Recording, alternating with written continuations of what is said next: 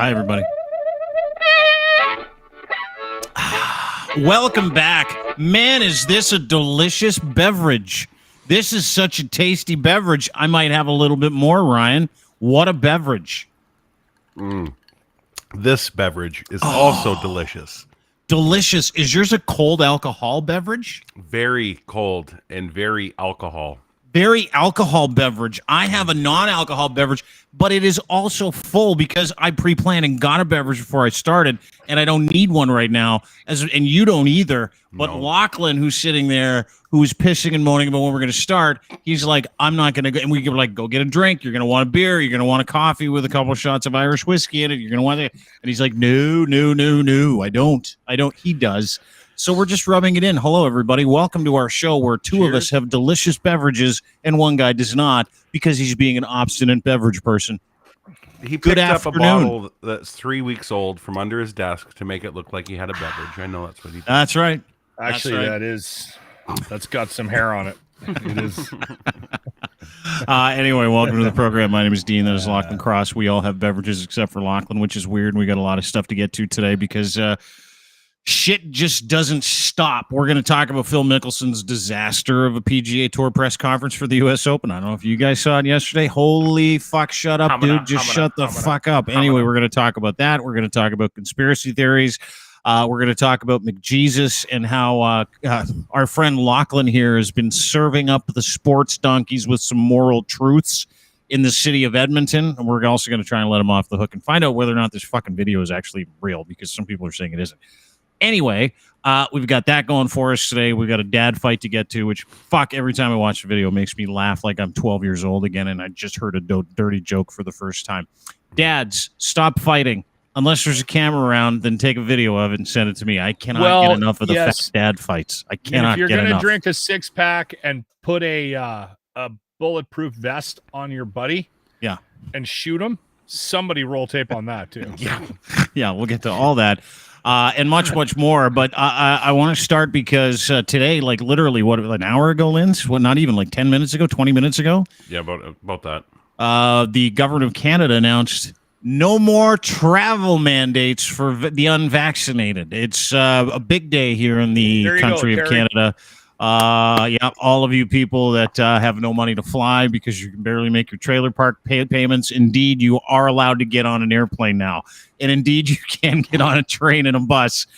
So good for you. Congratulations. Still got to wear the masks and stuff like that, which is kind of a pain in the ass for a lot of people. But let's get to parts of the announcement because it was announced today. This is hot off the presses. Federal government announced suspension of the vaccine mandates for federal employees for passengers wishing to board a plane or train in Canada. Federal employees and transportation workers in federally regulated sectors will no longer have to be fully vaccinated as a condition of their work. Wow. That is a big fucking turnaround for Justin Trudeau and this liberal government. No kidding. Those on unpaid, this is the big takeaway for me. Those are unpaid administrative leave because of their vaccination status will be invited to return to work.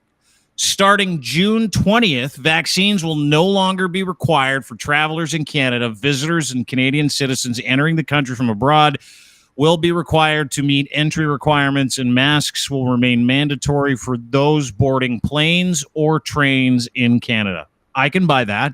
Minister of Intergovernmental Affairs, Dominic Whatever, told reporters that while some mandates are being suspended, the federal government will bring them back if COVID gets worse. Saying, quote, today's announcement is possible because Canadians have stepped up to protect each other, LeBlanc said. Now we must adjust our policy because we have followed consistently the best advice from public health authorities, saying that the government does not regret its cautious approach to lifting mandates, adding Ottawa's policies have saved lives to the tune of about 400,000 since we've started this whole thing. Now, we'll get to credit in a little bit before we start showering everybody with praise. Unvaccinated Canadians have always been allowed to return to Canada, but the federal government's website said unvaccinated Canadians have to meet all pre-entry and arrival, day 8 testing, ArriveCAN quarantine requirements, or face up to a still got the $5,000 fine or criminal prosecution. Infectious disease specialist Dr. Isaac Bogosh said while 2 doses of COVID-19 vaccine prevents against severe illness or death, it's time to end the travel mandates. That's a fucking big one, too, from Isaac Bogosh, and he understands the numbers and he gets it. The purpose was really to prevent transmission of COVID-19 in transportation. He said 2 doses doesn't really provide much in the way of protection against getting the infection and onward transmission of the infection for those who are infected. The last bit here, this is from the CBC's website, by the way. Government officials, including Omar Al-Gabra, I don't know how you say his name, the other guys have pointed to mandates as an effective way of getting more Canadians vaccinated. Experts have questioned the effectiveness of vaccine mandates for travel since the emergence of the more infectious Omicron variant. Tam has said the effective protection against vaccine, the variant requires a 3rd booster. So far, the government and their definition of fully vaccinated remains 2 doses of an approved COVID-19 vaccine or 1 dose of the Johnson & Johnson vaccine. So there we go. Quick little slide for everybody before we talk about it. These are updates. This is the official tally as of today. 82% of our total population is vaccinated. 31 million people are totally vaccinated. 5 to 11, I think that number is 42%. But good work. We're herd immunity, so the time to take the training wheels off of all the rest of the idiots is now. Thoughts, Locke? How do you feel being a fully vaccinated Canadian with travel mandates coming down? Well, I mean, I'm just so sick of all the back and forth on it and the conversation. Yeah. It's I mean, I have other reasons why I avoid this conversation, and we don't need to get into that. But I think the thing that needs to be highlighted here is that this is a serious flaw in your argument. If you somehow had this idea that the government was never going to remove these things, that this was the start of some, I don't know, what, like 2030 New World Order. Or like, yeah. I mean, Orwell. For me, what this did, it did. COVID did a couple of things. Yeah. For me, and the biggest is that it's been so fucking nice not talking about it for the last couple of months too, hasn't it? Like it's been fucking refreshing where we can get into it and talk about it a little bit, and we don't have to worry about it because we're all of the like mind. Sorry, I didn't mean to interrupt you. So that's why I'm actually not bad talking about it today. It sort of separated the herd a bit, right? It kind of, and again, I know that we do have some divisive issues in the country, and we're kind of separated politically right now. And to be honest, I'm okay if that doesn't improve. To be fair. What do you mean if what doesn't improve? Well, I'm okay if I don't ever have to deal with the people that I know that believed one thing about what we went through. And I'm okay if I never have to deal with the people that didn't get vaccinated. Mm-hmm. Like people they can go about live with their lives, but I had this sort of thing happen in my life where I kind of did what I thought was the right thing to do. Did I agree with how it was rolled out and handled 100%? No, I don't think many people did, even those that complied. But I did what I did, and there were a handful of people that I was sort of on the fringe of my life that took a hard stance on this, and I no longer deal with those people. It's kind of a blessing in disguise, I guess. It was a sorting hat. Sorting hat. I never will again. Like well, and so there's a personal part of this, right? But there's also the health part of this for guys like us that have followed this whole thing and have kind of championed better health practices. And we really, when we talked about the people that didn't get vaccinated, we were telling people, well, hold it. We were telling people to go get decent fucking human beings. I'm getting there. So we're telling people to go get vaccinated. We're like, yeah, you should get vaccinated. It's a big deal. Once you get vaccinated, we got to get to herd immunity around 75%. We're at 82.7 or something like that. And that was the goal. Like, we're just go get vaccinated. We tried to debunk. We tried to do the right thing when we were watching everybody kind of go through this because we were going through it too. It wasn't like we were on the outside going, no big deal. We had to go through all the same shit that everybody else did. Get vaccinated, don't get vaccinated. Mask, don't mask. Lockdown, no lockdown. Go get groceries at this time, don't get groceries at that time. Make an appointment to go see the doctor and see him online and then die and then have your the surgeries postponed, all the shit that we've all had to deal with. We've all dealt with. Everybody had to deal with. Everybody had to deal with it. So 2 things, and Lynn's, I would love your input on this. 2 things. I think that you've got a couple of things that have come out of this. One is this is going to alleviate some issues for a bunch of people, right? It's going to alleviate some economic issues. It's going to alleviate some health issues, but it's also a fucking shot in the dark, right? It's kind of like okay, we're here. Hospitalization's low. ICU occupancy is low.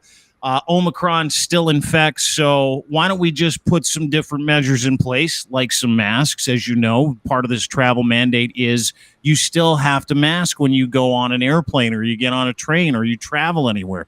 You still have to have a negative test if you go outbound and you're going across the world and you come back. You got to return with a negative test. However, the mandates themselves that prevented people from boarding a flight or domestic flight, international flight without getting vaccinated, that's gone. Let's deal with that first. Linz, what do you think?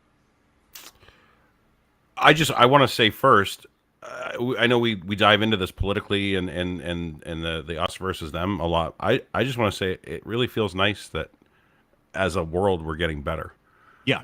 Just everything aside, this is finally, like, I heard the announcement today, and I put the policy aside for a second, and I just took a deep breath, and I went, this is nice. Like, we waited for this day. I remember sitting in a basement finding out that this is where you work now. You can't go anywhere, and everything's locked down, and we're wiping our groceries down, and we didn't know what the fuck was happening. To today, and everything we've done is to get to where we are today. And I think as a country, like the majority of us have done the right thing, and we pull together as Canadians always do. As for how we're gonna get through now, and people thinking, well, it's this is a good thing to a point. There are, like somebody said about kids not being vaccinated, then there's a lot of long-term health risks that we're not sure of. We're seeing a lot of reports about people with long COVID that are encephalopathy. Kids are getting like brain swelling and dying. Like there's a lot of things that weigh into this, but we've done this 6 times. When the things get better, we start opening up, we watching, then we're going to close it down again. They're already pre-warning you all in the fall. They are expecting another wave of COVID, and how we're going to deal with that, I don't know. How we're going to go from the stringent things that we've just gone through to not having them, and then to hop right back into them in a few months, like we just took the summer off for mandates. I don't understand if that's going to work. So I'm cautiously optimistic, I guess you can say. Mm-hmm.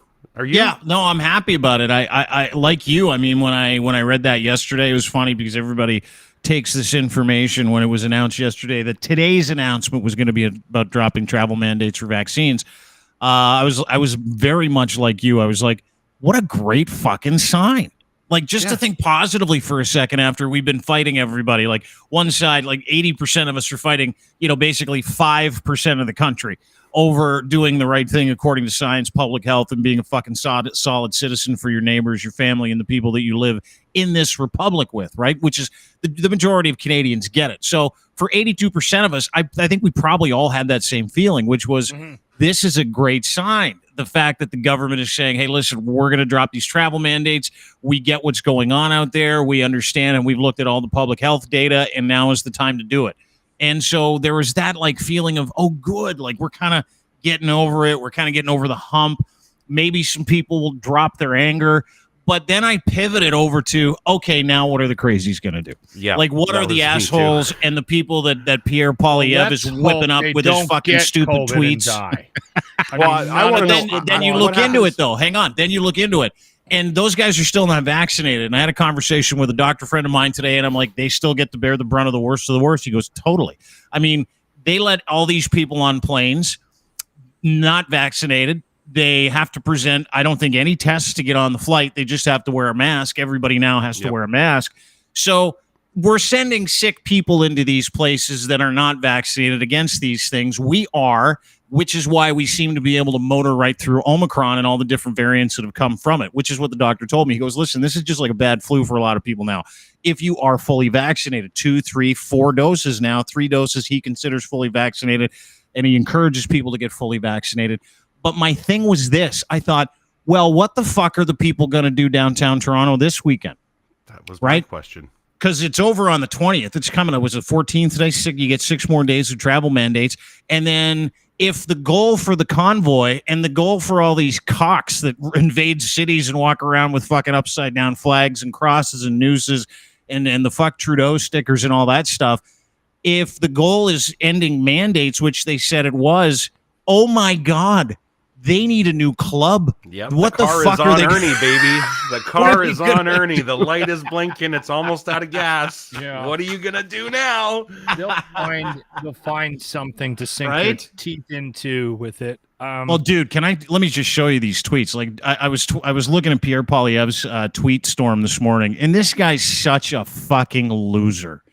Just a fucking loser. Everything he tweets is about vaccine mandates, dropping the mandates. I can't believe it. This is bullshit. Every second tweet is about making you free from mandates. All the religious people that he's doing the bat signal to when he walks into these stupid churches, and he's like, freedom. You know what I'm saying? Yeah. Freedom to be a religious asshole. That's what I'll give you. Freedom to be a total cock. That's what I'll do for you. But, he's been recording videos like this. What are people calling Toronto's airport the worst in the world? Because Canada's gatekeeper, Justin Trudeau, punishes the population with COVID rules designed to punish unvaccinated people. That's what now I mean. Everyone is suffering. End mandates, remove restrictions, reopen our country. What a fucking piece of shit. I haven't seen one tweet from that cock, not one tweet about the hundreds, maybe thousands of children who've had to have their life-saving surgery postponed because you and your fucklord friends wouldn't wear a mask or get vaccinated. We have to keep going down into lockdowns and stuff. You want to talk wait times? This guy is weaponizing stories about fucking rich Canadians being inconvenienced. And then he turns it into this fantastical partial truth journey where he takes a little bit of it and then weaponizes it for everybody else. I do not like Justin Trudeau as a leader at all. I've said that many, many, many times. But what the fuck is Pierre going to do? Who is he going to hate rage? How is he possibly going to farm lies now? They find new things. They'll find new things. His entire motivation is divisiveness. It's about division. It's about hate. That you will never see a positive message from him. It'll never be, hey, we can come together on this. That is the strategy of the I almost said Republican. That is the strategy of the conservative movement right now. It's just divide and hopefully piss everybody off that wants to vote, that doesn't vote. It's a total strategy. It's a complete 100% from the Trump playbook. That's what he's doing. And it's so bloody obvious. It's so bloody obvious that it's mind blowing to me that people can't, that they can't see that they're getting sucked into this at all. So what is he going to do now? No travel mandates? They'll find something. What's he going to bitch about now? What's he going to piss on now? What's the only other thing that we know from him? And it's always crypto. The just inflation. He goes to the economy. And what did he do 2-3 months ago? Put his foot right in it when he fucking said, crypto is the fucking way to go. Oh, yeah? You know what? This is and Locke brought this up yesterday. I don't believe in it, but sometimes timing is really good. This is the universe coming in and closing the walls of his bullshit in to make it just more obvious for us. His loyal supporters won't give a shit. They won't care. He can say it over and over again, and they'll still think he's great.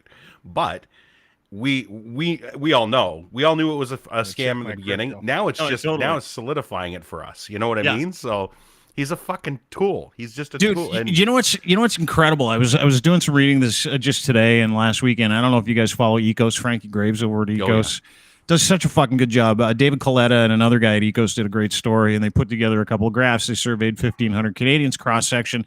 This is what they came up with. Belief in COVID's conspiracy theories equates to 5.6 million Canadian adults.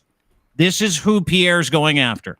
He's saying COVID vaccines have killed many people, which has been covered up. 19% of Canadians believe that.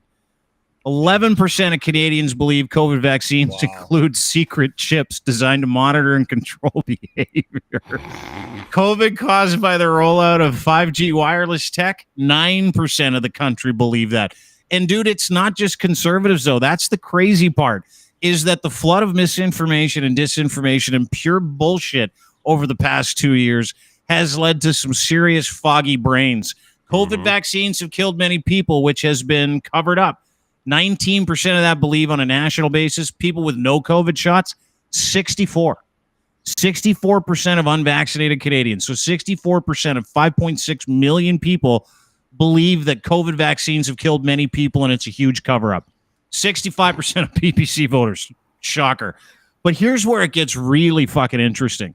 Liberal voters are more likely to believe that COVID vaccines have killed many people and there's a big cover-up than anybody else. Anybody else. Do you know how fucking crazy that is? Wait, what? What's that? Yeah, LPC voters. Yeah, right here. Identify with Poilievre. Oh, CPC. Excuse me. Yeah. Hold on, what?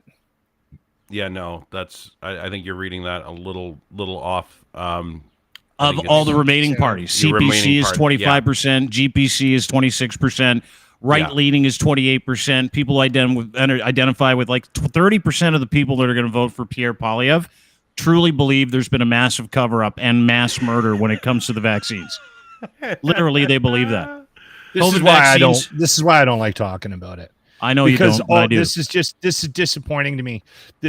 Nothing's gotten better. I mean, it doesn't matter what happens. It doesn't matter what changes they make. It doesn't matter what rollouts happen. Nobody's minds have changed on this. There's people driving around. You're going to work and school, and you're living with people that have these kind of extreme views about what we just went through. And I got a healthy dose of skepticism when it comes to politics and our leaders and their motivation behind a lot of things. But this is fucking crazy town. Well, dude, and this is crazy town that's literally being fomented by politics and politicians, right? Like it's literal. That's exactly what this is. That's why it's so disappointing. They hitch that's their why wagon it's so to disappointing. Like, what are you fucking supposed to? Where are you supposed to put your vote? Do you want to be even more disappointed? Vote for the fucking liberals? Is that what? No, like, oh my probably. God. Do you want to be more disappointed? COVID-19 was caused by the rollout of 5G wireless. 9% of people believe that nationally. CPC voters, 8% believe that. 8%. 13% of liberals believe that 5G is a real problem and probably gave you COVID. Like this makes no sense. And here's the thing. Is that it has been impossible to plug those holes of bullshit, skeevy information coming into this country from other countries to the point where Ryan forwarded a story, said like 65 million tweets or something like that from Russian disinformation accounts have literally been targeting Canada with these lies, which is why we have these assholes running around unvaccinated going, we won today. Yep. We won. That is a major fucking thing today on Twitter. You've got all these. They lost. They thought and that they'll continue to lose. World order. Exactly. So it didn't happen the way they said it. So how can they be declaring some sort of victory? Because they're idiots. Trying to make reason out of this? Are you trying to find some sort of actual sanity in anything they fucking do? That's the point I've been trying to make. That's why I think it's a crapshoot. Like there is no guarantees. There's no way to predict the future now moving forward. I don't care how many years you spent studying how politics plays out, man. It's a fucking crapshoot from this point on, based on the weakness of the people that are running for politics at all levels, federally, provincially, locally. We're in trouble. Based on, look at that graph. How many, a large percentage of the liberal voters believe these conspiracy theories. Ryan, we are in trouble. Oh yeah, we absolutely There's no are. savior out there. This is why Trump got in, and this is why we're going to get old PP. We're going to get old PP pants here in Canada, and he's going to be running this country. You watch it, and he's not going to say one positive freaking thing, not one in his entire campaign. He's going to be a negative, divisive cock for the next year and a half or 2 years, and then he's going to walk into the polls, and he's going to win. Because there's going to be no competition, and he is doing exactly what he needs to do to win. And that's why everyone looks at anybody with any sense of intelligence looks at it and goes, how the hell could this possibly be a strategy? It works. It worked. It we only saw it play out. We saw it play out for the last 2 years or 2 years prior in the United States. And then we watched what happened with now leading up to the hearing on the insurrection. And the parallels are fucking astounding between the two. You guys have Doug Ford. We are Doug literally, Ford. yeah, he's our, Premier what's his name? Cheesecake is DeSantis. running Ontario. There's Governor DeSantis here in Ontario. And now, here we go. We're going to walk in the fucking footstep and in the shadow of the United States, which we always fucking do, especially when it comes to political climate. And here we go. Ohio. A fucking guy, a Republican in Ohio, has just put forward a religious freedoms fucking red alarm on all of Canada. A Republican fucking congressman is trying to say that Mike DeWine. Yeah, we are now all of a sudden, just like communist China. That's what we were referred to as. I heard a Democratic senator come on today on one of our local. Why did he call Canada? Why did he say Canada was a religious freedoms issue? Because when we had our lockdowns, apparently when we told nobody to congregate, not just churches, we told everybody don't congregate.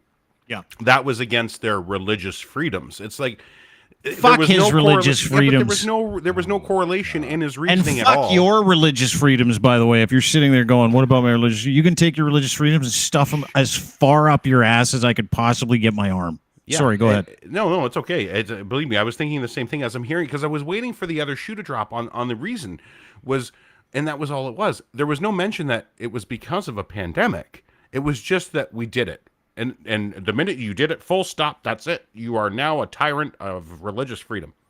No, there was no reasoning put behind it. And there was a raging pandemic, and we didn't have any vaccines for it for over a year. And people were dying in droves. People were getting sick in droves. Exactly. And people are still sick in droves, like long COVID.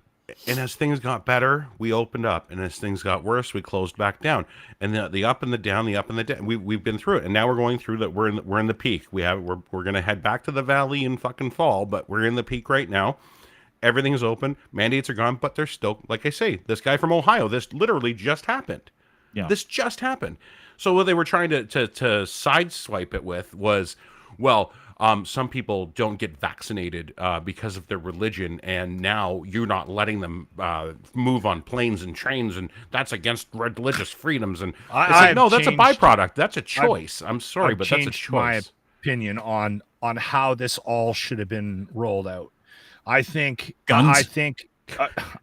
I think they should have literally poison. They should have just literally stepped up to a podium and said, "All right. You're going to believe what you want to believe. I'm here to deliver a message.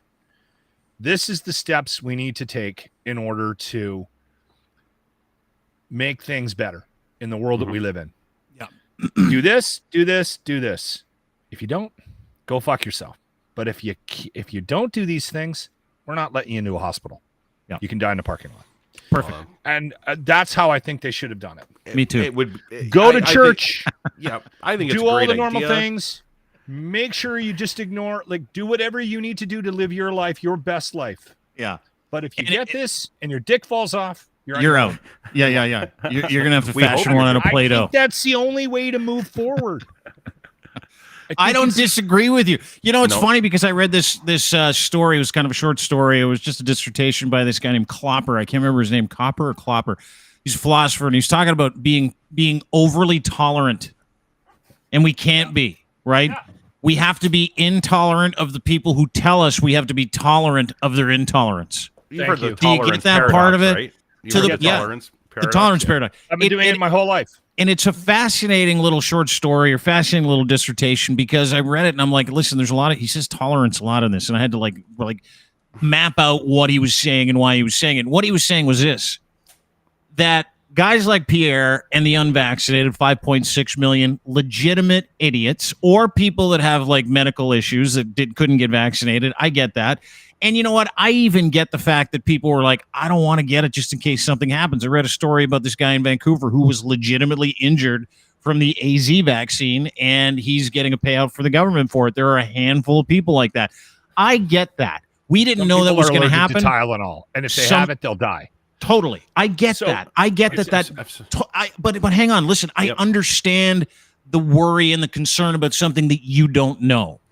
But I go back to this all the time, and you're going to get angry at me if I do this, because if you're unvaccinated, I don't give two fucks if you are.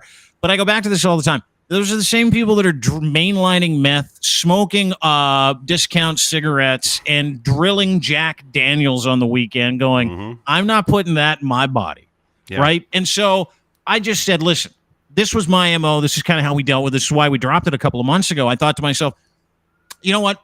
I'm only going to go over the people that are clearly using this as a religious, conservative, political, liberal advantage. Like when Trudeau called an election in the middle of the fucking pandemic. I was furious and still am and will not forgive him for that because he weaponized the fucking pandemic.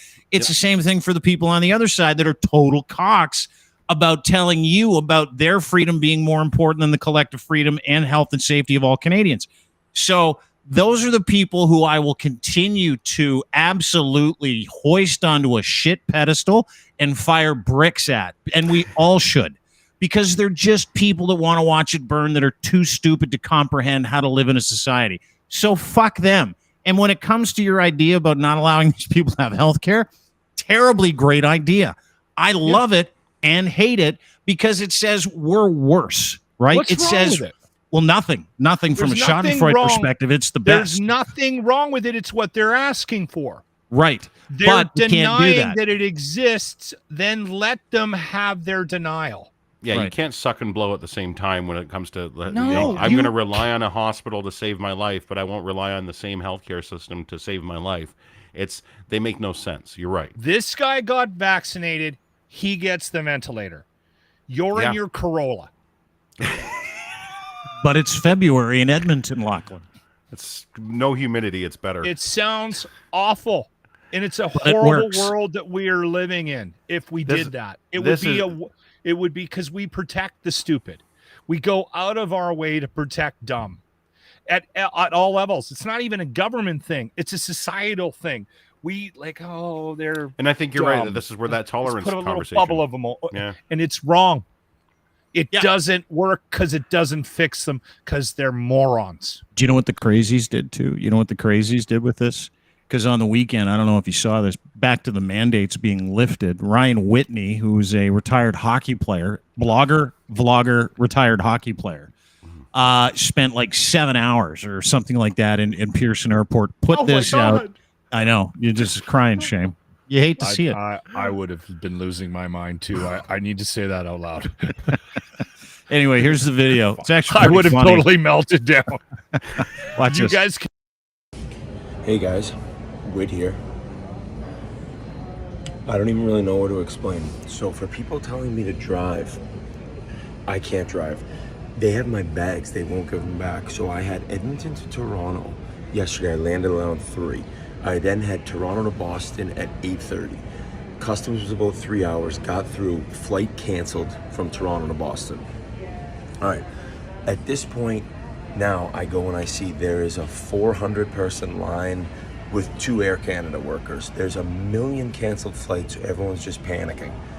So I waited in that line about 6 hours. Near the end of the line, by the way, you know how much my feet hurt? Near the end of the line, they closed it. They just said, oh, you have to go somewhere else. We had to re-enter Canada. We had to go through Canadian customs. So by the time I finally see someone from Air Canada, it's 1 a.m.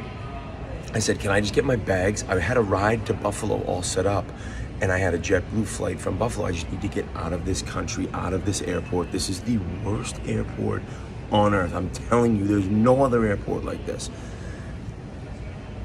So they say, no, you can't have your bags. Your bags are already like in the middle of no man's land. You can't have your bags. So we have a 8:50 flight for you from Toronto to Boston for this morning. This is at 1 a.m. Okay, be here at 5 a.m. they said. So I got here at 4:55. I wanted to be 5 minutes early. So I wanted to be 3 hours and 55 minutes early. I get here, this woman says, oh, we booked you actually on a flight from here to Montreal and then Montreal to Boston, but that leaves in 50 minutes and you can't make it. They never sent me an email. They just, I started laughing. I mean, what are you gonna do? It was either that or like cry. So now I'm on a 10 a.m., but there's nobody really around the gate. Yeah, I'm so in shock at this place. It is the biggest disgrace known to man. I'm just gonna go He's on the a guy limb that here. lifted mandates, right? Like, Yeah, he's yeah, the no. reason. Jesus. Yeah. No, he's not. No. I'm just going to go out on a limb here and just say this. Wow. I've never heard of anybody being delayed or having their luggage lost in an airport in my life. Ever. Shocked. I've never Hard had to it happen believe. to me 4 times. I've Hard to never, believe. ever had it. You know what that is? That's a guy with way more money than everybody else who's not used to waiting. That's what that is. And God bless him. He's a tremendous talent, and all the stuff that he's done in his career far surpasses any hockey accolades I've ever achieved. I mean, I got most improved in Mini-Mite. That was it. Nice. He's played in the NHL. He's Congratulations. played in the Olympics, all that stuff. He's rich, and he had to wait. And he wanted to make a big deal out of it. Like every other fucking person in that airport, he had to wait because of a bunch of stuff. Staffing, some mandate testing, not a lot. It was probably a tenth of the reason why that airport is fucking jammed up. They outsourced their staffing, GTAA, a couple of years ago to this company called Serco. They're behind the 8 ball because they need funding to go and actually hire new people. It is like that in every airport across Canada, but that didn't stop the conservatives from jumping on that, and politicians from jumping on that and taking it literally, and I'm not kidding you, to the fucking House of Commons. I know we love hockey here, but holy fuck. Are you kidding me? Watch this. Minister won't listen to Canadians, he won't listen to the opposition, he won't even listen to the doctors in his own caucus. It took American hockey player Ryan Whitney of Spit and Chicklets fame to light up Twitter to make the government react in classic liberal, big announcement, little action fashion. They listened to him once, so maybe they'll do it again. Will the Prime Minister listen to Whit and end the mandates? Well, Parliamentary Secretary.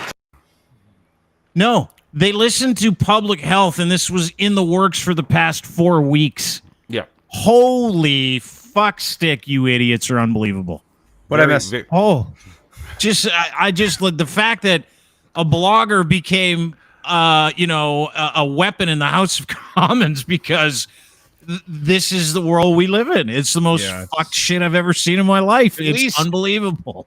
But at least Whitney had it. Yeah, they had a good. I think they sold about 1 million shirts that said "Listen to Whit."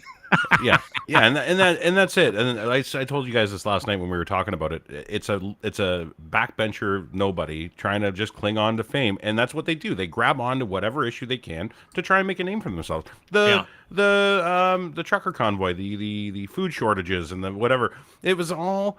They take something and then they just run with it to try and run it into a wall. Everybody does it. It's doing it. Governance by fear, and that's their game plan. Trudeau That's did their that play. when he called every unvaccinated person a nuthouse fringe minority. Like he did when he called the election, he did the same fucking thing. Absolutely. So let's 100%. call They all do spades it. a spade. Yeah, exactly. Yep. Now, Rookie, how are you? Sorry. Hi, Rook. It's actually listen to Wit. Sorry. That's Listen to Whit. Yeah, right. So you're saying that the host of Spit and Chicklets wasn't the reason the mandates came up? Strangely enough, no. I think There's they just used people him out to there. announce Can it. you unsend a think that DM? He actually had an impact. That's Can you the funny can you thing. under No, can you you unsend a can't. direct message? No, sorry, you can't. Can you still screenshot direct messages? Oh yeah. All right, guys, I gotta go. Let's talk to you in a bit. Locke brings up a good point. Follow Rookie on his new Twitter. Locke brings up a good point. There are literally human beings that think that Ryan Whitney is responsible for the suspension of travel mandates in this country. Ryan Whitney for president, prime minister, President governor of general, Canada. CRTC chair. Does that make you sad, Locke? I'm looking at your face because we're talking about all these different, we're bringing up all these people that we've had to avoid for the past couple of months, and then now it's rearing its head because mandates are coming up. You look like someone took a shit in your cornflakes. You really do. I'm just I have a hard time talking about this because I something that's gonna make it legitimately even madder. I'm clinging to an ounce of hope for the future. We're gonna have to go to the polls. I still want to be an active participating member of the world that we live in, and I literally, I've got them all in one big giant fucking canoe in the middle of the lake, and I hope it sinks. Dude. Like, that's where I'm at right now. Do you know who's on? Do you know who's on that team? This guy named Bob Stauffer. Our friend Wade says Bob Stauffer, sports guy in Edmonton, known sports donkey here in Edmonton. He's 1,000,000% certain that Ryan Whitney is the reason the mandates were lifted. Well, he Bob was. Stauffer is a walking donkey. Like he's literally a donkey. Yeah, Can I put something out just so everybody let's take a look at how things work, and this is where that goes back to that tolerance thing as well. So we've opened it up, no problem. Everybody is allowed on a plane. We still don't have staff, so now we're going to pack the airport even more. These delays are going to get worse.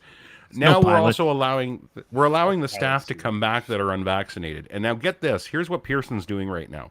Pearson is offering their employees that they're bringing back. And imagine this, you want to talk about tolerance?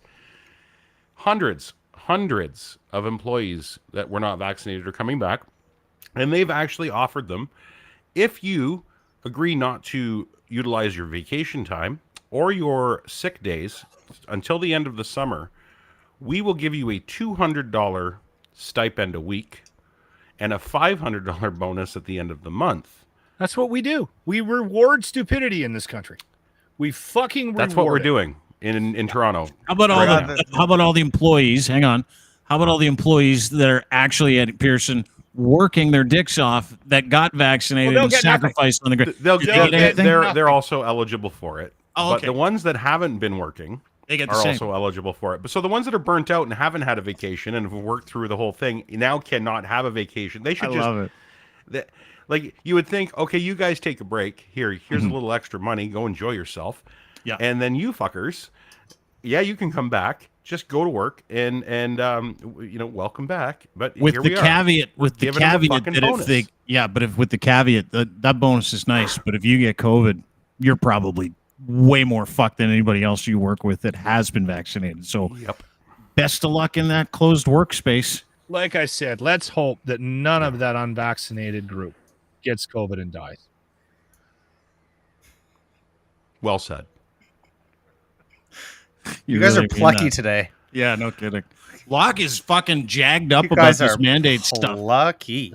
Yeah, I have such a mixed emotion of it though. Like I said, I felt so good, and the capper was like they said when I have some Bogosh. personal reasons behind my anger about this whole thing. But when Bogosh co-signed it, when he co-signed it at the end of that report, when I had that sigh of relief, that's when it came, because those are the guys that were.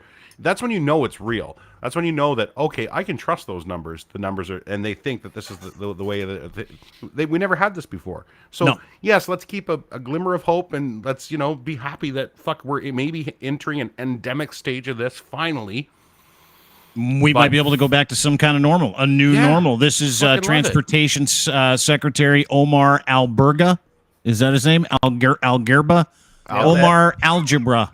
Yep. Omar Johnny Algorithm. Whatever. This is Alberta. Omar.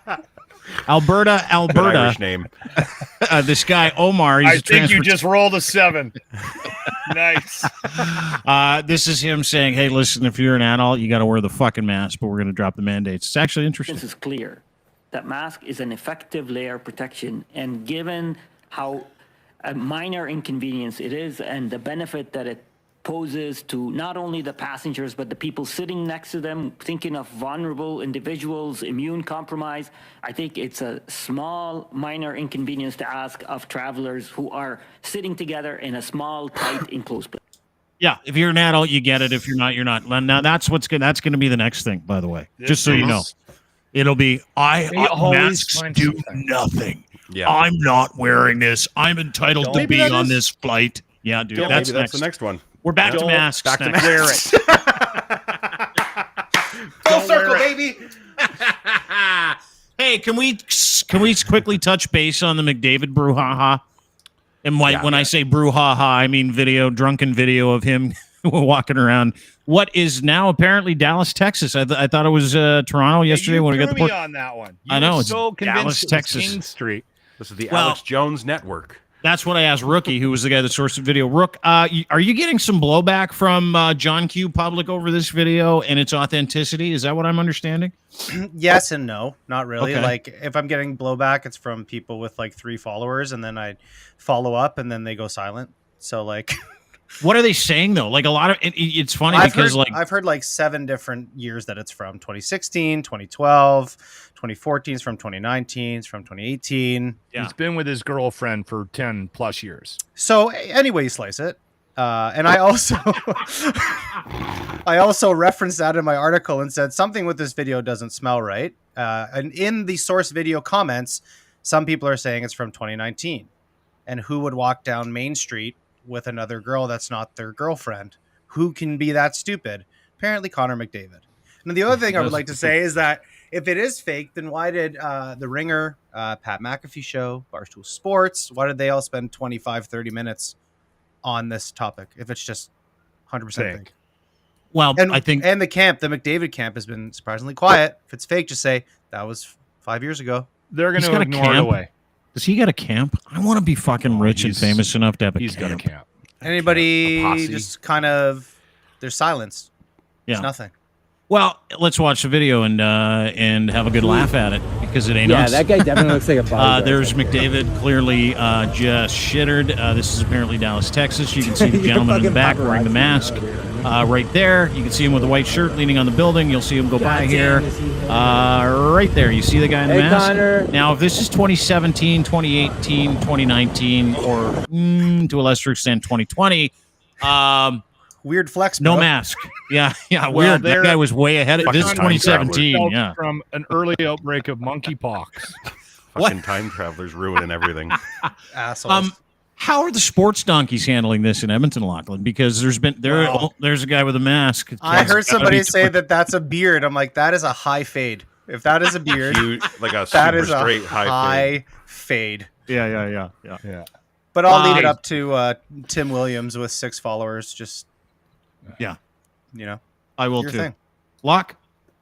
Well, because we talked about it on Monday, and I got a little bit of blowback on my social media because he plays hockey and he is one of the best hockey players in the world, and he's the captain of the Edmonton Oilers, and he can't make any mistakes, and we need to protect him. And you're reading into this. It's not even a So mistake. I got that. And so the sports donkeys aren't touching it because they're worried about their parking passes, right? When they cover hockey games. So they're not going anywhere fucking near it, right? Hold it. So And are you not reading any like op-eds about this video? Is this the Journal, the Sun? Does the Herald exist? I don't know. They won't touch this. I don't know. Does Some Daily guy named Bugle? no one's writing about this? No one's reporting on this fucking out of this world video of Connor McDavid just shit-gunned? My point this morning was in Canada, if you play hockey, you can get away with anything. Yeah. Anything. If that was any other celebrity that doesn't have a hockey stick in his, for his job description, doesn't use a hockey stick, we would be all over that. Every single media outlet in this country would be all over that if it was Ryan Reynolds. Yeah. George You're right. Strombolopoulos. Yes, it's a hockey player and one of the best hockey players in the world, Yeah. and Rick it's Mercer. Canada. Look at that beard. You know what? It's the waitress walking him to his car. That's what we're getting. Yeah. Hey, listen, maybe it is, maybe it isn't. I don't know about his personal life or relationship. But if that is not Connor McDavid, if you're just watching Joe Blow walk down the street holding that girl's hand fucking 12 bell wasted, you're like, that guy's having a great time. But because it is Connor McDavid, you're like, oh, he's got to be doing something wrong. No, he's not. I don't care. And listen, for all those people that are like trying to cover for him, going, I'm pretty sure that's from 2017. I'm pretty sure that's from 2018. I'm pretty sure it's from 2019. Give it up. Give it up. Like, we're not out to get the guy. Look at I'm not, Nurse. He doesn't have a tattoo on his neck. that's They're what they trying do to it, eh? place the fucking video based on Nurse's supposed tattoos. Like these sports sent this donkeys to know what tattoos forensics. nurse In a has. video taken at like 1 o'clock in the morning when it's fucking dark out, they're like, I don't see the tattoos. Well, fuck, no kidding. It's 1 o'clock in the morning and everybody's for shit analysis. We can't see his tattoo. Yeah. think we've all Analysis. been, My friend Carl. We've all been guided out of traffic once or twice after a couple pops. You Like know I what, said though? to Dean and Locke, That's a good which lady. I won't Yeah. get too much into it, but if there was video cameras of me 2 weekends ago on King Street, it would have been pretty much the same thing, except I was holding my buddy's hand. Okay. Well, and Like, you're the a we funny need little thing to about go that- home. I- No, I- I want to stay out. I'm married. This never happens to me. I Yeah, need my to wife's pregnant and I've been I in the got house it. for months. go. Let me live. Was that during the White Claw party? No, Oh, that was a different This is a party. different party. that was Yeah, a yeah. different one. Yeah, yeah. The funny thing about it was Rook just actually sided with McDavid and feels his pain based on what he's gone through. Our little buddy James P. White did the same thing on the show this morning, showing some sympathy for McDavid. I feel his pain, man. I can't get any privacy either. I'm just like, Brent and I are like, you're comparing yourself to McDavid because you I get can get walked lots to of the privacy. Uber after every night at the bar. Can we just for a second talk about if that is from this last weekend? Probably was. And even if it's from the last like 2017, 2018, 19, 20, 21, whatever. Can you imagine the anxiety when you open up Twitter, if you're Connor McDavid the next day and your buddies are firing this off to you and you're trending on Twitter and it's like the season's over and you can't figure it out. Stanley Cup playoffs are about to begin or the finals are about to begin and you're like, I wonder why I'm trending. I'm so awesome. And then you log on and you look at you're like, oh my God, someone recorded me. Can you imagine him actually talking to his girlfriend? If indeed that went on, like the anxiety this guy probably is living with for the past 24 hours is out of this fucking world. Hey, And baby, I we're love gonna it. delete Twitter. Do you want to delete Twitter with me? That sounds so cool. Let's delete Twitter See, together. That's what I would do. I would go home and I'd be like, you know what? I made a decision. Let's get rid of all our social media. You need And to she'd be get like, rid of- that's a No. great idea. And That he woke doesn't up help sweaty because every in the same girlfriend in clothes. the Edmonton Oilers camp called her. She Well- didn't need social media. Because their There's men rumor- don't do it either. There's rumors Chris, out there that they it's all because do of it. the jackets that were made by Connor McDavid's wife for all the wives and girlfriends, and that was the last straw. Just had enough. Really? What? She made jackets for She the made crew? some really, really bad wife and bejeweled. girlfriend playoff jackets. Lachlan, do you not know this? Her bedazzled. Are you serious? I haven't. Oh, heard you about got to get this, me the to be videos of honest. this or at least a picture of it. She I made got some. you. Oh, yeah. And that was the last straw, folks. He's like, Got her nope, bedazzler no out more. and made some shirts. So maybe it's over. Maybe It that's the literally, thing. it literally His- looks like Barney puked on the back of them.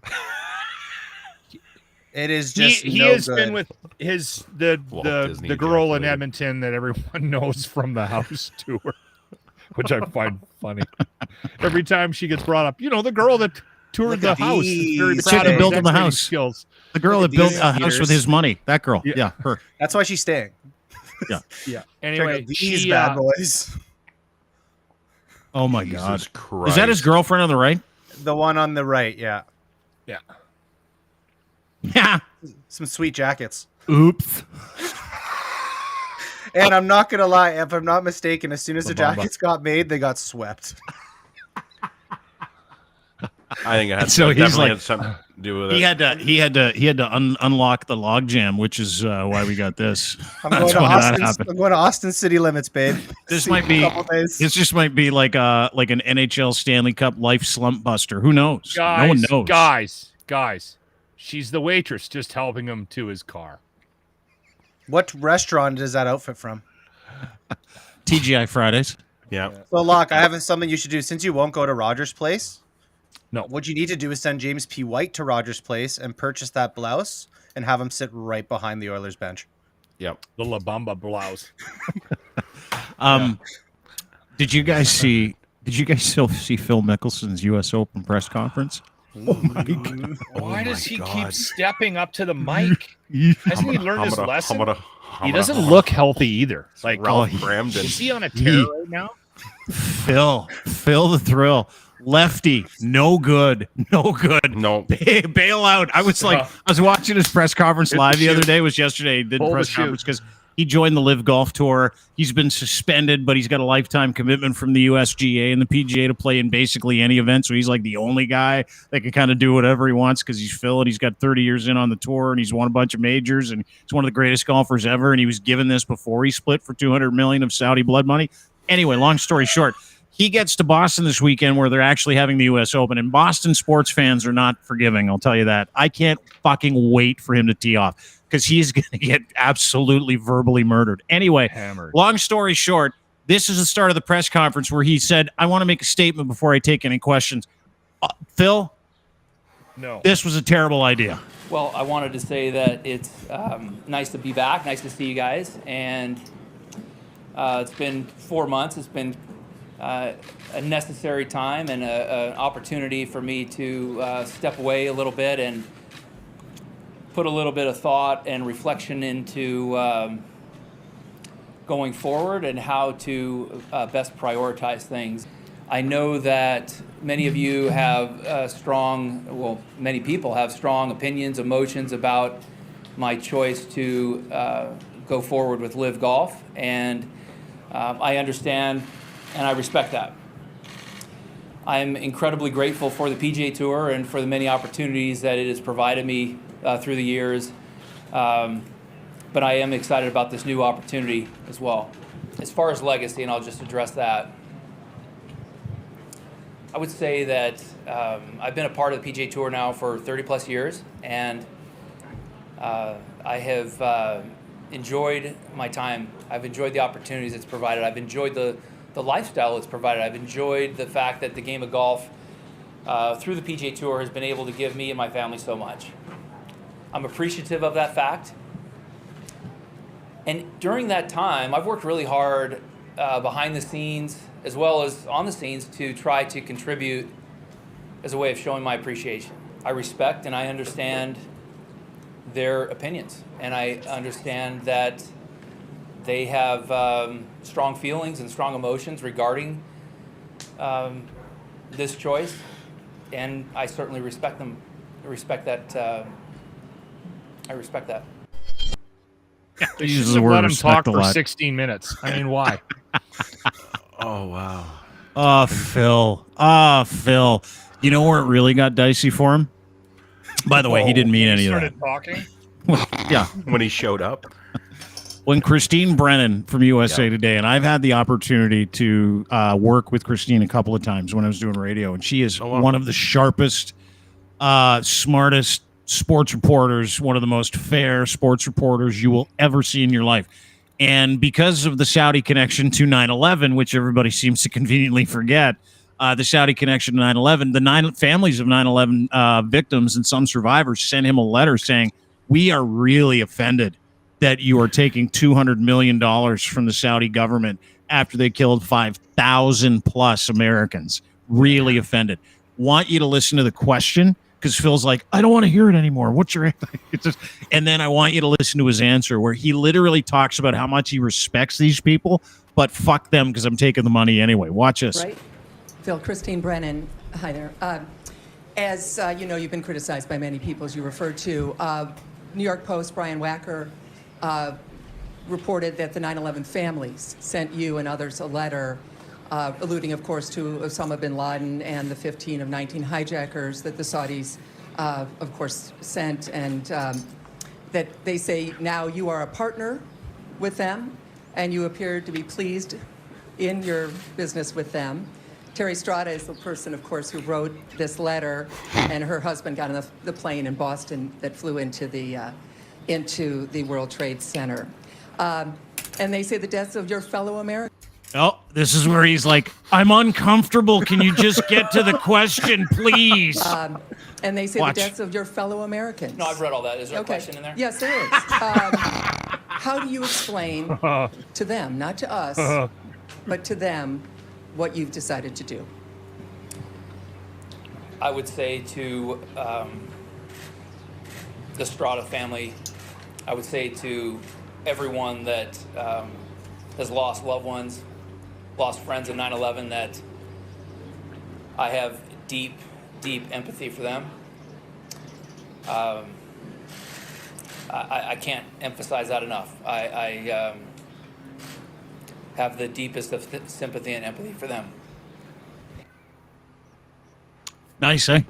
A lot of sympathy. So much so that he told her to shut the fuck up and get on with the question. Got a lot of sympathy, but Daddy's got gambling debts. Yeah. I read that part. Just get to it. Fuck. Hurry up. I got a lot of sympathy, and I got $200 million that I could pay off my $40 million in gambling debts with. Christine, what's your question? Somebody that owns a casino is going to break my arm. Did you see him when the water was coming? The box of Justin Trudeau boxed water. That was a long question. Can we just focus a little bit on, and I know this is a bit of a sidebar here, but can we focus on the fact that Brian Wacker writes for Golf Digest? I like that. Yeah, he's actually a huge reporter for Golf Digest, Brian Wacker. He's one of those guys that, like, he's like one of the... What else was he going to do? Masturbate. Porn? One of the two. Yeah. And he went with golf reporting. That was it. With the... But it's a legitimate concern, right? Like, and to the point where, like, I wrote about it this morning, and it's like literally a 26-minute press conference. So it's 26 minutes of the most uncomfortable shit you've ever sat through in your whole life. And it's like your entire thing, when you look at Phil, because of why he made the decision, like, listen, do I care that he went to a rival golf tour? No, I don't care. Phil's over. Phil's done. It doesn't bother me in the slightest that he went. Do I care that he's doing this tour? Kind of, but, like, dude, I get it. I get what he's doing. I would really respect him and all the other cats that are jumping ship and going over if they just came out and said it. Locke, let's pretend you're Christine Brennan. I'm Phil Mickelson. Ask me why I joined the Live Tour and about the Saudis. This is how Phil should do it. Go ahead. Listen, Phil, I want you to know that I have to ask these questions because my bosses are telling me I have to ask these questions because you were just in the UK and you just get on with it. Those reporters were mean to you, so I'm going to be mean to you. Can you just hurry up? Do you care about the fact that you are actually being paid in blood money? No, 200 million is 200 million. Next question. Anyone? That's Mr. Mickelson, why are you sweating and have glassy eye? 200 million. Dude, I'm coked out of my mind. Anyway, next question. You don't have any sort of remorse for your choice here, Phil? Would you have remorse if someone just handed you 200 million, you fucking idiot? Next question. How much do you have in gambling debts? 190 million. Next question. What are you going to do with the other 10? I don't know. Hopefully I get more money from these suckers. Next question. Are the Saudis scary MRFers? Yeah, I'm not at liberty to say. Next question. So here's the other thing I was thinking. What if he's being put up to this to get close to the Saudis for spy-related reasons? What if that's the case? And he just can't tell us right now. What if he's really just a legitimate like FBI spy, kind of like a celebrity spy? You know how they just do those in the war? Back in the day where like all these movie stars were really actually spies because they could get across the countries because Germans wanted to see these stars and stuff like that. What if you don't know? We don't know. 0% chance because Phil didn't even know when he was on or off the record with the reporter who wrote the book about him. So he's probably not smart enough to be a spy. Hey, why did he report that I said they're MRFers?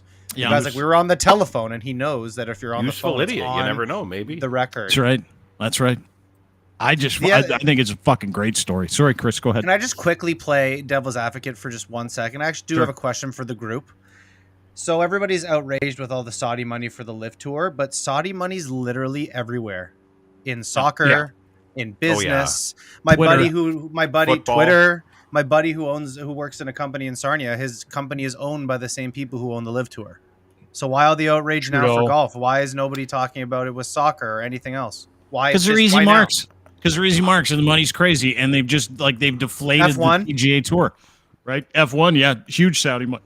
Professional sports, major Saudi money. The first one to put a legitimate threat against the PGA and against their future. I think that's probably why it's getting so much daylight right now, and this is how they're going to do it. And the PGA doesn't like competition. Should we peel back the PGA's storied history? No shit. And this is what I mean. Yeah, was it a woman just got to play 10 years ago? Yeah. What's that? Glass houses? Let's nice talk guys. to you. When Tiger won the Masters, there were still like, I don't know, 700 golf courses in America that he wasn't allowed to play on because he's black. You know, the PGA Tour didn't allow black players until Calvin Peete broke that record and Lee Elderson. Like, dude, it still doesn't make it right that they took the money. It's still recency bullshit, bias, right? And it's still, I'm still okay with them going through a little bit of pain, right? Clearly he thought the cocaine would help him with his press conference, though. Here's the question I have. Like, dude, do you not have a publicist? And again, listen, anybody listening or watching this on anything, like any format, people, do yourself a favor. If you ever become rich, keep the people that are honest in your life. Don't get rid of them. If you've got a Lochlin who tells it like it is, don't piss that guy off, because his handlers right now are sinking that dick. He is being thrown to the wolves. Like, this is awful. Like, he has a team. He just got paid $200 million to fly to London and play in one tournament. He has to play in 6 more before the end of the year. $200 million. That doesn't even account for what he could potentially win. He has handlers. He has people that could write a press fucking release for him. Mm-hmm. And he still chooses to stand in front of a group of people, cameras and everything like that, for God knows what reason, and he's sinking himself. He made it way worse by just fucking talking. Yeah, and he didn't have to. He didn't have to stand there. He didn't have to show up. He would have. He could have just said, "No, I declined comment." I respect him in a really weird way for standing there and taking those bullets, because it would have been easy for him just to say "fuck off" to the PGA Tour, right? And he's like, "No, I want to play in the U.S. Open. I want to play on the PGA Tour as well as do that." And I know what I'm like. If I know that I'm running into a building that everybody's angry at me and wants to fucking kill me and hates my guts, I'm like, I'm not going in that building. But Phil went in the building. Phil walked into the tent and he fucking took the bullets. So I guess give him a little bit of credit. But my God. He did a bag full of blow and went, you know what? I got a good idea. Next on his press tour is a all-out 20-minute interview with Sir Nick Faldo. Oh, you're kidding? No. Oh, wow. But that probably is going to happen because he's an idiot. Yeah, Nick's an asshole too, so that'll be fun. Speaking of assholes, can I just quickly bring this up? I don't know if you guys saw this story today, but this is like next level shit, and I mean it. Apparently, Putin's poop is collected by bodyguards on trips outside of Moscow. Wow. He's not the first one to do this. It's a real story. Yep. President Vladimir Putin's bodyguards apparently collect his shit when he travels abroad, according to a report from 2 investigative journalists. Claim was made by Regis Genti, the author of 2 books on Russia, and Mikhail Rubin, who's covered Russia for 13 years, in a report on French magazine Paris Match. Never heard of it.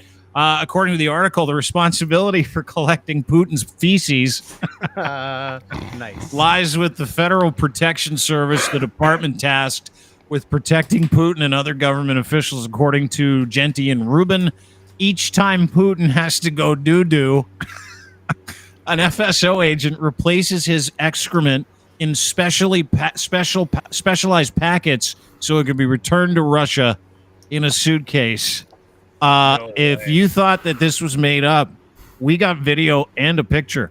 This is a picture of the suitcase of shit. Yeah. Oh, yeah, dude.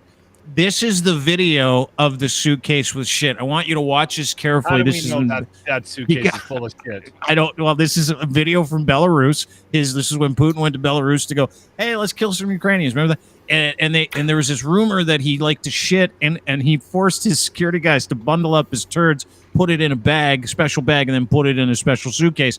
This is him literally leaving the bathroom. You can he's still wiping his hands, and right out in front of him, and after he's taken a shit, right out is the guy with the suitcase. What the shit suitcase? Okay. You gotta watch. You gotta watch this. Look at this guy. Here comes the shit master. Here he is. He's like, okay, I got the shits in the suitcase. I don't get paid enough for this. look at, and here comes Poodler. Watch this. He's like, ooh, I feel better now. Just dropped off a cancerous dump. Look at that. Shouldn't have had all that borscht. Still wiping his hands. Smiling like an asshole too. He's like, Boris. I got guys that go and clean up my shit. Do you think he pulls like what the kids, when you have a young kid who needs their ass wiped when they're done, they go, Mom, I'm done. Do you think he's like, Vladimir, I'm done? No. Boris, call up Sergey. It's time for caca. Time to get my doo-doo out of the toilet. It's time for caca. Call Did Sergey. a big doo-doo. Did big do it. Look at the suitcase guy. He's just, and he's trying to like, you know what? He's walking out right now with the suitcase. I want you to just imagine that you went to like FSB school for 3 years. You gutted it out in spy training. You became a full-fledged Russian spy / operative. You then get put on the president's detail. And you know what your job is? Fishing his dumps, his road dumps out of the toilet and putting them in a special suitcase. Look at how fucking cool this guy feels. Just as touch. I've got the shit. Make sure that Dimitri That's not a very big package. Like, how long was he in Belarus? Runny. I don't know. I might need a bigger suitcase. I'm very loose. Make sure you bring Lock the bag. has the one with the wheels on it that you have to wheel. Holy shit. Look at him smiling. Look at him smiling. Well, of course he's Just what I smiling. did in He there. just took a huge shit. He's super following happy. Somebody carrying a bag of his shit. I'd be pissing my pants too. By the way, I don't know if you guys are all going to have to do the fit test too soon, eh? Yeah. You're going to because you're closing in on 40. You have you already done it, Linz? No, you're not young. yet. Actually, mine comes in the next year or two. Okay, yeah. And then Dean, you got to Time for go. caca. And so they for caca. they need you to take a sample of your Put it poop on plate. to like the clinic so they can take a look at it, Yeah, right? yeah, we know. We've been through this. You dump on a plate, you put it in the Safeway bag, and you Paper drop plate. it off. Yeah, I'm no, gonna you while don't. until that happens. Kitchen But catcher. I'm gonna put it right on the counter. I gotta wonder how this guy fishes Putin shit out of the toilet. Like, does he bring one of those things that you I'm make guessing dumplings they with? have a system. They, Like he's got a sifter. Does he have No. a dumpling sifter? that You know, guy like when you make holds dumplings. the hand down there. He shits in like his when you hand. siphon gas. Like when you clean out a cat shit pan. Yeah, one of One of those. those scoops. It's A like a pooper fly scooper. swatter. Looks like a really hard fly swatter, and he digs Yeah. it in there, and he gets it out, and he puts it in a little baggie, and then he tightens it up, and he puts it in a specialized container. But apparently, it goes back to Moscow because they gotta see what's in his dump all the time. And the reason why he does that is because he's afraid that some other actors from other places will go and look for his poop in the sewer system and then diagnose him with an illness and give a timeline for his death. Apparently, that's the thing, because he doesn't want people to know how sick he is. So he's got a fish. He's got a shit fisher. Completely normal. He's got Do you normal think, stuff. could you guys shit in a bag? Like, let's say he has some empathy for the shit carrier, Yeah. and he's not just taking a dump and it's walking out. He actually because thinks, he's known for his empathy. well, let's just say he is.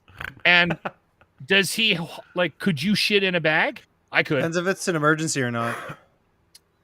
It depends. Yeah. I could What totally kind of do shape it. am I in? What kind of did- bag? Are there women Do around? I get a squatty potty? Is it Yeah. like a Ziploc, a freezer bag, a garbage Do I have bag, something a to wipe Longos with? bag? That They kind of have stuff. bigger Ziplocs. Yeah, the I big could a freezer one. bag. easily get her back there and hold on to it. Yeah, Crouch a bit. It's Boom. fucking unbelievable. I want to be again. You know how I said I wanted to be famous and rich enough to have a camp? I want to be famous and rich enough that I can order someone to fish my dumps out of the toilet for me. Just cause. what a weird contract rider, eh? Like if you're somebody like, I want red M&Ms. Yeah. I want Pellegrino, need- and I need a shit scooper. Yeah. Needed a guy. What's Okay. his name? His name's Ron. Sergey. sure. Sergey. Ron. Get the scoop. Get the- Ronald to collect the poo. Get I the just thin can't one get though. It's the best They all video have- I've ever seen in my life. Look at this guy's face. He's trying to go, I'm a spy, but I hope no one knows what's in this suitcase. Just Why do all look. my- why That do all guy's my name is comrades laugh Ron. at me? That guy's name is Ronald. All the comrades laugh at me. I have bad eyes. That's Yeah. why I get this job. You know, he's the guy that gets made fun of at the Secret Service lunches and stuff like that. No one sits next to the shit fisher. Nobody. Look at him. We're totally glazing over the fact that Putin is walking out of there laughing because he just took a shit in a bag and handed it to a guy. I like how many. Gotta be a people he guy has to with bring good for the balance shit. too, right? Speaking of bags of shit, did you guys see this dad fight on vacation the other day? Did you guys see this fucking video? Dude, I've I seen was a- here today. That wasn't I've seen a lost? spate of these. No. Video. No, I've seen a spate of these. It's like everybody's like, dad fights are the biggest things in the world right now, where you get two dads on vacation. There was one in North Carolina. Two dads got into it at an amusement park and literally just went blow for blow with each other. Kids are crying, wives are crying. It was the fucking funniest thing in the world. But these guys both spent about 10 grand on a vacation, And I want you to look carefully at the half-drank bottle of tequila poolside, and then I want you to watch what could possibly be the greatest, worst dad fight on vacation with two fucking fat guys that you have ever seen in your life. Not even close. Watch this. I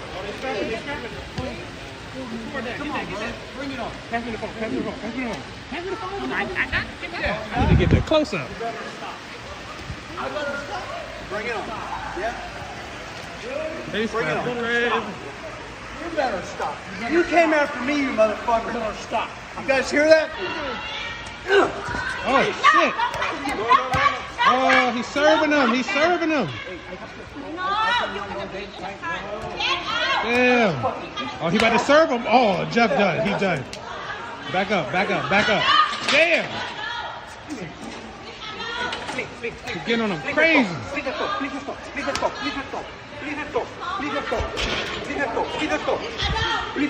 Stop.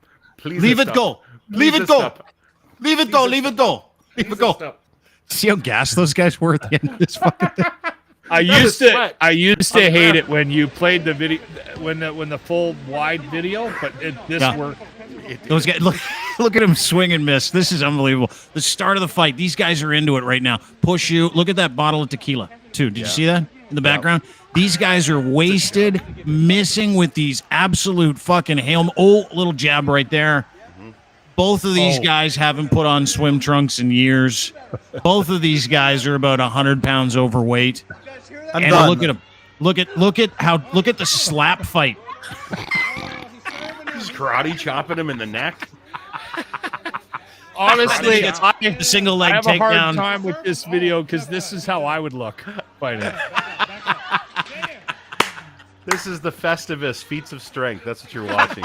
As I rained blows down upon him. Leave it. Leave it. Please just stop. Leave it go. Leave it go. Leave it go. Please just stop. Both of those guys hate when you turn up the thermostat. Oh, you touch that thing. Hey, absolutely. If that goes up 1 degree. Oh, yeah. The wife is getting it. Slap chop. Coming Oh, out. yeah.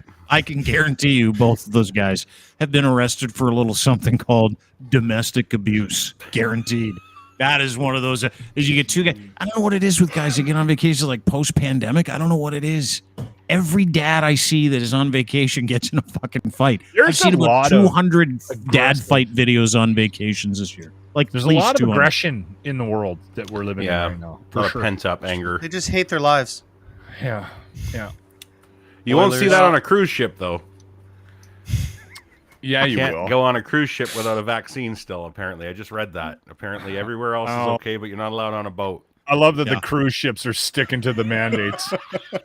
Considering they caused it. Remember at the beginning, they had that one... Basically, 90% of the worldwide spread was the fucking cruise ship industry. Yeah, you gotta wear a mask. I talked to a buddy of mine that does HVAC on a bunch of those cruise ships, and I won't say who the name is. And I'm like, what kind of mitigation efforts have you guys made in the cruise industry? He's like, none. We lie about it. Yeah, of course. Yeah. No, and he goes, we make it up. We haven't fucking done shit. You know how expensive it is to put all new HVAC in a fucking cruise ship? And I'm like, no. He's like, well, know that it's that expensive that they're willing to just fucking soak up death. And I'm like, good point. Thank you very much. Remember when Trump left him in the ocean? Like 700 people counted for COVID. And he would have let him get off. Yeah, they were on there for like a year. He didn't want them to take onto American soil because it would have brought the COVID numbers up, so he left them in the fucking water. So enjoy your extended vacay.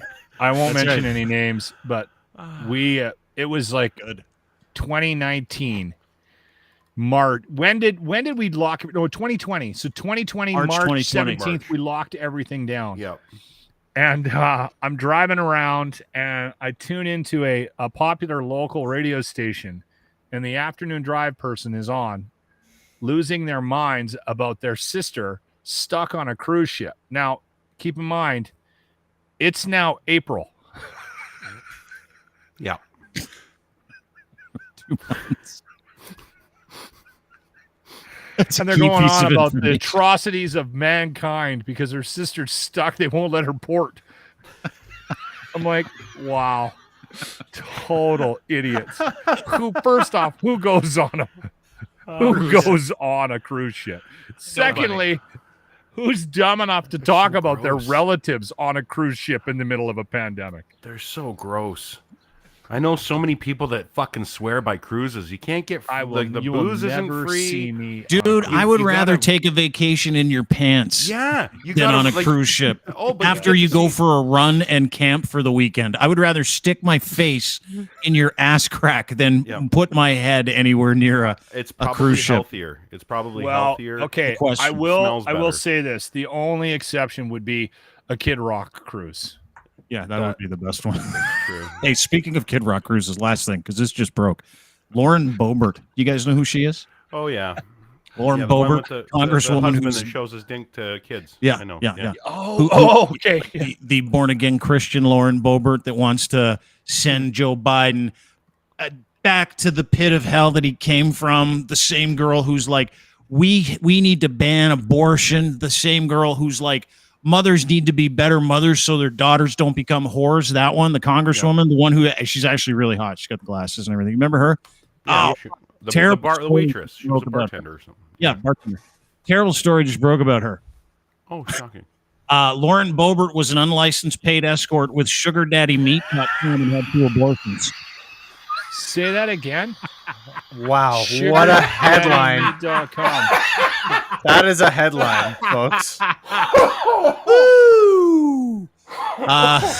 The American Muckrackers Super PAC today announced that their team of volunteers uncovered that Lauren Boebert was an unlicensed paid escort and met clients through sugardaddymeat.com. Text messages show she was bankrupt at the time, looking for side income, and called her work pay to play. She was a paid escort for wealthy men, according to the investigation. Boebert was hired by a wealthy male client in Aspen, Colorado, who was a Koch family member. Boebert's rich client list included introduced her to U.S. Senator Ted Cruz. After meeting with Cruz, Boebert was encouraged by him to run for U.S. Congress. Boebert announced her campaign for Congress after Ted Cruz donated $126,000 to her campaign. Boebert had an abortion at the Planned Parenthood clinic in Greenwood Springs, Colorado, due to her work with SugarDaddyMeat.com client. Boebert also had another abortion at a clinic in Grand Junction, Colorado, and is not known whether the second abortion Boebert had was related to the Aspen client or a different dude's wiener at SugarDaddyMeat.com or someone else, because, of course, one of the Koch brothers. Isn't that fucking awesome? Oh, my God, that's so good. The party of family values. Yeah. You hear that? That's the chickens coming home to roost. Here we go. Isn't that awesome? Fucking love it. Well, it's the same group of people that got Buddy that was humping his cousin's face. Remember that? Madison Cawthorn. Madison Cawthorn, yeah. Cousin Humper. Yeah, they're doing some good work. They're doing the Lord's work down there. Yeah, they are. The hypocrisy. Yeah. We need someone to do that up here. We need a super PAC of geniuses. No, we lots of hookers up here. Ask Doug. We need a super PAC where we uncover this kind of stuff and we dig into like I live my entire past out loud, so I don't care. Mm-hmm. I'm fucking totally cool with it. But it would be great if we had a super PAC up here that was like, let's find out what Pierre Poilievre is really into. Aren't we doing that? Yeah, a little bit. Yeah, kind of, a little bit. James is. You kind of breezed through that really quick, so I don't know if we had a chance to actually soak in the fact that she met with Ted Cruz, and then all of a sudden he donated $126,000 to her campaign because she's such a good politician. Think he jumped on and down on her? You think he did? Oh, yeah. He did too. Think he sweat all over her? That big fat pig. Yeah, that stupid fucking face looking down. You like that? You come yet? Did you come yet? Crazy sweat pouring off his face. She's like, "I'll do There's anything a couple for of people that I can't $1,500." watch speak, and he's one of them. Yeah, me too. Phil is quickly climbing the list of candidates, though, too. Thanks, boys, for doing this. I appreciate it. Great to see you guys today. That is Lochlin Wacker from 957 Cruise FM in Edmonton. You can follow him at Lochlin Cross on Twitter. You can follow him online on Twitter at Lochlin Cross and listen to his morning show every single weekday morning, The Locker Room, 957cruisefm.ca. That is my friend Chris Rook, head of production, and one of the big swinging dicks around here. Thanks for doing this. Go and read his McDavid piece. It is fucking really good. That is my friend Ryan Lindley, host of the Sheeple Shepherd podcast. Follow him on Twitter as well at Ryan Lindley, and subscribe to his podcast, the Sheeple Shepherd Cast. Thanks, boys. We'll see you tomorrow. Thank Love you. guys. Take care. See you, boys. Hey, hold on. We're not on tomorrow. You're right. We're not on tomorrow. We'll see you on Thursday. Dude, I'm doing like an early podcast at 11 o'clock, and we're replaying it at 3. Whoa. Just we're not replaying it. Pulling back the curtain, eh? We're live. Totally live at 3. Well, but I'm doing a podcast with this guy named Thomas Lecoq. That's his name. And You should see if Brian Wacker is available. Yeah. You should. No, Thomas is like, he's a writer for Bulwark, and he's doing this incredible fucking series on Christian nationalism. Like, unbelievable series. So we got to go early at like 11 o'clock. So that's why I know you can't make it, and I know everybody else is busy. So I'm just going to tag in one. Thomas, don't miss it. You're pre-recording it and then playing it at the normal time. You got it. We're going to explain what Christian nationalism is and how it came to be and what it is and how you can stay away from it and how you can wash yourself of it. Super simple. Anyway, we're going to explain the whole thing. It's going to be fun. We'll do it tomorrow. Thanks, guys. Appreciate it. Thanks, boys. See ya. Oh, now I'm like talk.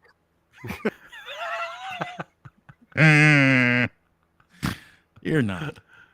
Thanks, everybody. Have a great day. Appreciate you being here. Don't forget to sign up for our newsletter, DeanBlundell.com. Thanks to our friends and sponsors at Easy Auto Financial for making this possible.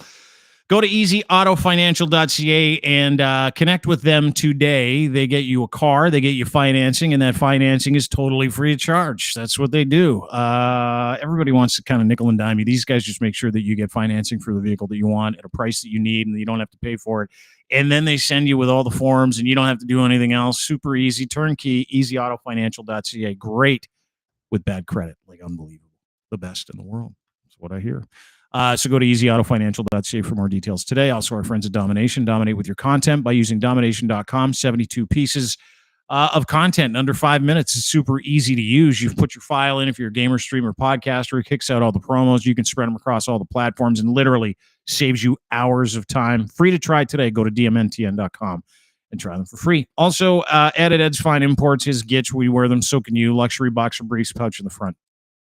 Can't miss. Guys, you want a free pair? Gitch3 is your promo code. Gitch, Gitch, then the number 3. That is your promo code for edsfineimports.com to send you a free pair of Gitch when you order 3 or more. Also, massive online clothing store as well. And you get 15% off when you give them your email address and they don't spam. So lots to save. I think they got like 60% off a bunch of seasonal stuff as they're into summer now. So check them out. Go to edsfineimports.com today. Thanks, everybody. Have a great day. We'll see you tomorrow. Bye.